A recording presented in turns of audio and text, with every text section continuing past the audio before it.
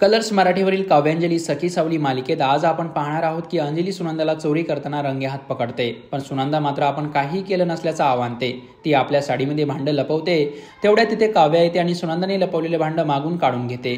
काव्या सुनंदावर खूपच भडकते आणि म्हणते, हे बघ आई, मी तुला आत्ताच्या आत्ता पोलिसात देऊ शकते, बोल का केली चोरी. तेव्हा सुनंदा म्हणते, थोडी पैशाची गरज होती. तेव्हा काव्या म्हणते की तुझ्या सांगण्यावरून खोटं भविष्य सांगणाऱ्या त्या गुरुजींना पैसे द्यायचे आहेत म्हणून तू या चोऱ्या करतेस ना. मावशीच्या डोक्यात तूच विष कालवलं होतं ना. गुरुजींना पण तूच काहीतरी खोटं सांगायला लावलंस.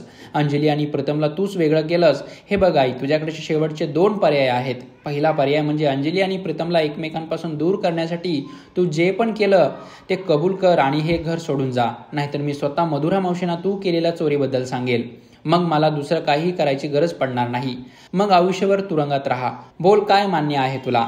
काव्या आणि अंजली सुनंदा आणि आशूला मधुरासमोर घेऊन येतात. तेव्हा मधुरा विचारते की काय झालं, या दोघींना इथे का आणलंय. तेव्हा अंजली म्हणते, या दोघांना तुम्हाला काहीतरी सांगायचं आहे. तेव्हा सुनंदा म्हणते, मधुराताई मला माफ करा, माझ्याकडून चूक झाली. त्या दिवशी गुरुजी प्रीतमच्या पत्रिकेविषयी जे काही बोलले ते आम्हीच पैसे देऊन त्यांना बोलायला लावलं होतं. तेव्हा मात्र मधुरा शॉक होते आणि विचारते की काय सांगताय तुम्ही, पण असं का केलं तुम्ही. तेव्हा सुनंदा म्हणते की तुम्ही अंजलीला घराबाहेर काढावं म्हणून. तेव्हा मधुरा म्हणते की ते गुरुजी जेव्हा इथे आले तेव्हा त्यांनी काहीच सांगितलं नाही. सुनंदा म्हणते, मी त्यांना दुप्पट पैशाचं आमिष दाखवलं होतं म्हणून काव्या त्या गुरुजींकडून काहीच सिद्ध करू शकली नाही. प्रीतमच्या डोक्यात कुंडी सुद्धा मीच पाडली होती.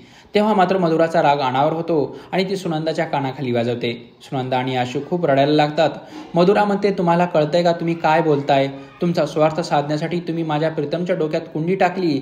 देव ना करो त्याला काही बरं वाईट झालं असतं तर. आणि हे सगळं कशासाठी केलं तुम्ही. मी अंजलीला घराबाहेर काढावं म्हणून.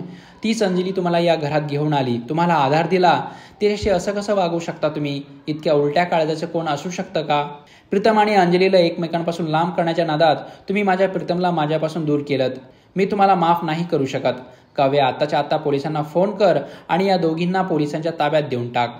तेव्हा सुनंदा म्हणते की मधुराताई, चुकलं माझं, परत अशी चूक नाही करणार, दया करा हो माझ्यावर. आशू म्हणते, आमच्या दोघांचं चुकलं, आम्ही परत तसं नाही वागणार. तेव्हा मधुरा म्हणते की काय भरोसा, कसा विश्वास ठेवायचा तुमच्यावर. पैसे देऊन त्या गुरुजींना खोटं बोलायला लावलं तुम्ही. सतत अंजलीच्या विरोधात माझे कान भरत राहिलात आणि मी मूर्ख तुमचं ऐकत राहिले. तुमच्यामुळे माझ्या घरात रोज भांडणं होत होती. तुमच्या नादानं मी प्रीतमला, अंजलीला आणि मीनाक्षीताईला किती दुखावलं आहे, किती त्रास दिला मी त्यांना, फक्त तुमच्यामुळे.